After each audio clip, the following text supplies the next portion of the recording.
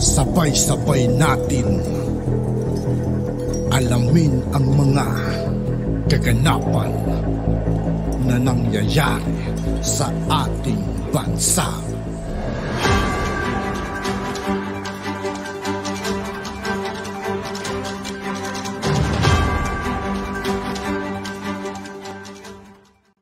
Yo, what's up mga kaibigan? This is I2K po again. Ngayon nandito naman ulit tayo sa channel ni Pinas News Insider. Dito naman ulit tayo magbibigay ng komento at reaksyon. Kaya samahan nyo. Guys, let's go! Ito ang balita ngayon. Viral ngayon sa mundo ng social media. Ang di umano'y balitang Attorney Larry Gadon tila nagpainit sa ulo ng mga anti-Marcos at Dilawan. Ayon nga sa usap-usapan, Dilawang Marojas gusto na di umanong makapasok sa Malacanang. Big no! Dapat di makapasok yan. Dapat hindi makabalik yan mga kaibigan sa palasyo. Alam naman natin mga kaibigan kung anong history niyan. Diba? Kaya dapat no. Ngunit pagkatalaga ni Attorney Larry Gadon, isa di umanong malaking kalbaryo ng mga Dilawan at lalong-lalo na kay Marojas dahil Attorney Larry Gadon walang pagdadalawang isip na haharangin lahat ng Dilawan. Nice one Larry Gadon. Sa susunod na election mga kaibigan, kung sakaling tatakbo man ulit si Larry Gadon mga kaibigan, tulungan natin na paupuin siya bilang isang senador, di ba? Kasi alam ko mga kaibigan, kailangan natin siya ron para maging harang sa mga Dilawan. Na magtangkang magkaposisyon sa gabinete ni Pangulong Bongbong Marcos at mahal na Pangulo. Delikado di umano kapag nakapasok si Marojas sa kanyang gabinete.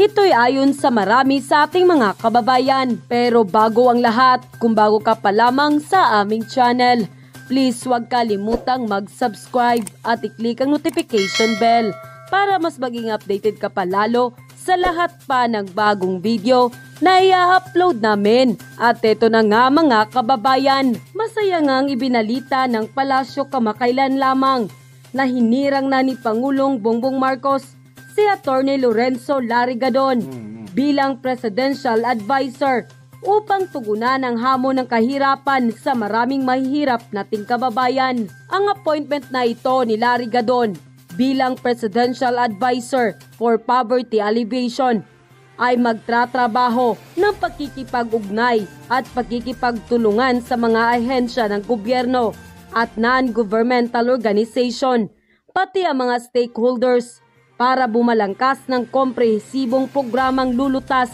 sa ugat ng kahirapan sa bansa. Bukod sa pagiging well-known Marcos loyalista, mas nakilala pa si Attorney Larry Gadon sa kanyang viral video noon, kung saan sinabi niyang bobo ang mga dumalo sa Manila para sa isang rally ng mga Dilawan. At dating Secretary Marojas, minsan na ngang napagsabihan ni Gadon noon dahil sa di umano'y mga kapalpakan nito.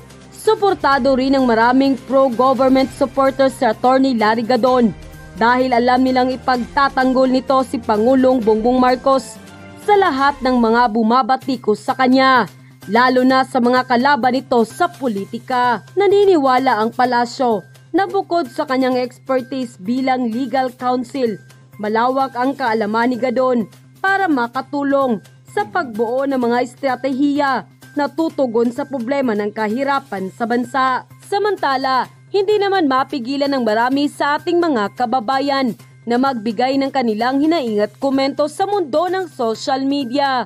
At ayon pa sa kanila, walang puwang ang mga Dilawan sa palasyo. Huwag kang mag-appoint kay Rojas, kilalang Dilawan yan. Ang pinakahihintay ng marami, ayan na si Attorney Gadon. Sana po ay matulungan nyo si PBBM at maiangat nyo po ang antas ng mga mahihirap tungo sa matagumpay na buhay. He deserved to be a legal counsel of PBBM administration and the best choice. Congratulations, Attorney Gadon. Tama po kayo. Delikado tayo ni Marojas dyan sa hanay ng tulad ng isang Gadon. Kaya huwag ka nang magtangkapang tumakbo sa kahit na anong posisyon, Rojas, dahil laging maaalala ng tao ang mga kapalpakan mo. Ayos, Bakit bigyan pa ng pwesto yan? Daming palpak na yan ni Marojas. Grabe ka, dapat President Bongbong Marcos, huwag nyo nang gawing papasukin yan. Isa ako sa nagtiwala po sa inyo na 31 million na bumoto. It's not the right time to adopt any dilawan or to give position in your administration, Mr. President. Makakasira lang sa magagandang plano mo para sa taong bayan ng Pilipinas. End quote. Tapos na po ang 1-year ban ng COMELEC para sa mga natalong kandidato sa local and national position. After 1-year ban, kailan ba yan? Hanggang itong Mayong ito, tapos na yan. Pwede nang makabalik sa gobyerno ang mga natalo o nais bumalik sa pamahalaan. At dahil dyan, na-interview ang Pangulo at kanya sinasabi na titingnan niya at meron daw po na bibigyan ng mga posisyon sa mga natalong kandidato noong nakaraang eleksyon ng 2022 at nag-o-offer at makakatulong daw sa kanyang gobyerno. Ayan. Yan naman yung sinasabi ng Pangulo. Ngayon ang tanong, ito yung pinaka-controversial. Si Mar Rojas ay kilalang nasa oposisyon. Si Mar Rojas Araneta o Mar Araneta Rojas ay identify na talaga hong nasa kabilang grupo. Ganun pa man, ito naman ay hindi sumali, kundi ako kakamali nito nakaraang eleksyon ng 2022. Noong 2019 siya at saka noong mga 2016. Ganun pa man, lumulutang ang pangalan niya. Hindi ko po sinabing nag-a-apply si Mar Rojas, hindi ko rin sinabing kinuha na.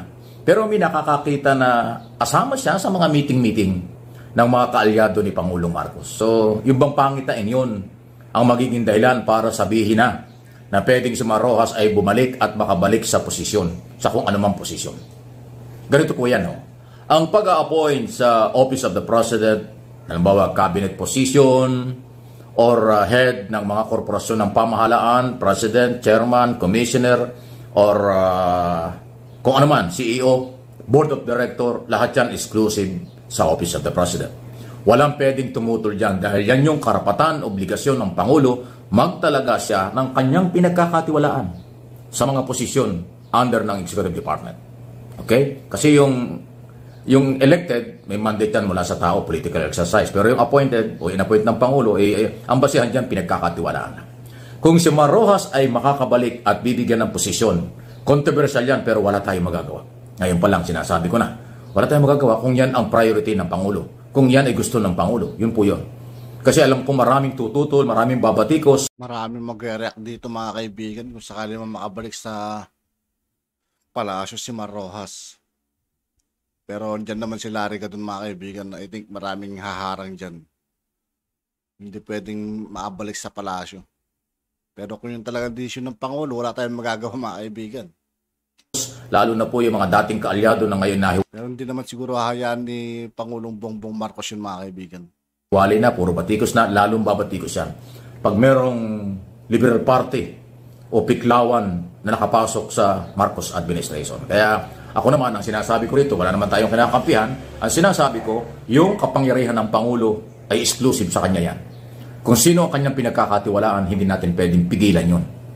Hindi naman ground na ikaw ay oposisyon o ikaw ay hindi nakatulong sa eleksyon, ikaw i-reject ng commission appointment. Kung sakali, nadadaan sa commission appointment. Dahil doon ang pinag-usapan, meron ka bang qualification? Pag meron, pasok ka. Pag ikaw ay qualified, tapos may mga kaso ka, may mga problema ka, hindi pwede. Kung ikaw naman ay Pilipino, tapos may qualification, hindi pinag-usapan niya kapartido o hindi. Dahil yan ay choice ng Pangulo. Huwag natin kalimutan, ang dumadaan sa commission appointment ay nomination ng Office of the President, subject for approval yan. So, abangan natin. Makakabalik nga ba ang oposisyon tulad ni Mar Rojas sa gobyerno? Abangan. Okay. Isa ho sa ating pag-usapan dito na, naku, ito yung controversial, magiging controversial. Local, pero parang kakaiba eh. Ako tanong lang, totoo ba na posibleng maglaban-laban ang mga Binay sa Makati sa pagiging mayor sa 2025 local election? Kasi po ngayon, si Mayor Abby Binay, patapos na yung term, 9 years na mayor na siya. May balita ng kanyang asawa na Congressman Campos ba yun? Congressman? Yung asawa niya ay patatakbuhin daw na mayor ng Makati, papalit sa kanya, doon sa incumbent mayor. At alam naman natin, si Senador Nancy Binay, patapos na rin ang term 12-year senador sa 2025. Totoo ba yung balita na siya ay nag-aambisyon din na maging mayor ng Makati? Meron pang isa, ito yung matindi. Dating Vice President, yung kailang father, kanyang ama, na si Jojo Binay. Totoo ba na ang balita na siya din may balak na bumalik as mayor ng Makati? O meron din pong balita kasi na kahit na yung asawa ni Abby Binay, yung incumbent mayor ngayon na si Congressman Campos ay tumakbo at maging mayor, tumakbong mayor, hindi daw Binay yun. Manugang lang yon. So, pwede maglaban-laban dyan yung tatay, yung anak, at manugang. Pero pag kinalaban mo yung magulang, ang kalaban mo rin yung anak kasi yun ang incumbent mayor. So, makulay ang buhay politika ng mga Binay. Kung totoo yan, ay talagang makulay. Pero hindi na bago yan. Kung yung matatandaan noong 2019 ba yun? Naglaban yung Junjun Binay, yung anak na lalaki ni Binay, at saka ito ang incumbent na si Mayor Abby Binay. Di ba nag-away pa nga sa harap ng publiko, sa harap ng telebisyon? Talagang away, hindi nga naaway sa politika, hindi na naawat ni Jojo Binay. Ngayon mukhang kung totoong tatakbo si Nancy, tapos tatakbo si Jojo, tapos tatakbo yung asawa ni incumbent Mayor Abby, puro Binay talaga yan. Kayo mga taga Makati, ano yung masasabi dyan? Hindi ko sigurado sa inyo tatakbo. May balita lang na may mga plano. Kaya nga tinatanong natin, mga Binay, totoo ba ito? Kung totoo ito, hindi naman masamang aminin nyo. Kung ito naman ay totoo, maghanda na kayo mga taga Makati. Sino bang Binay ang gusto nyo? Bata? Nakakabata? O sino man? Di ba? Kayo na po ang bahala. Di ba? Pero napapag-usapan lang natin, lalo tigit dito sa Mike Abby Opinions, ay nakapalab dito ang analysis, opinion, interpretation sa nangyayari. Pero alam po ninyo, huwag niyong kalimutan, wala pong batas na nagsasabing bawal ang mag-aama, magkakapatid, o magpianan maglaban. Wala. Pag sila mayroong qualification bilang Pilipino, nasa tamang edad, pasok na yan sa qualification. Kasi yun lang naman sinasabi ng ating batas. At tatanggapin ang COMELEC yan. Di ba? Kahit may kaso ka sa korte, kahit kung ano man, wala yon. Ang pinag-usapan dyan, marunong kang bumasa sumulat, nasa tamang edad ka, at Pilipino ka, pwede kang tumakbo. Kaya, doon sa qualification na yon, walang lalabagin ang mga Binay kung gustong tumakbo. Yun ang totoo. Abangan! At yun na nga mga kababayan. At yun nga po mga kaibigan, dito po nagtatapos ang ating reaction video. Muli, ako po si I2K ng Sundalo ng Dunggalo at 811. Maraming salamat sa patuloy na pagsuporta. Yeah, peace out.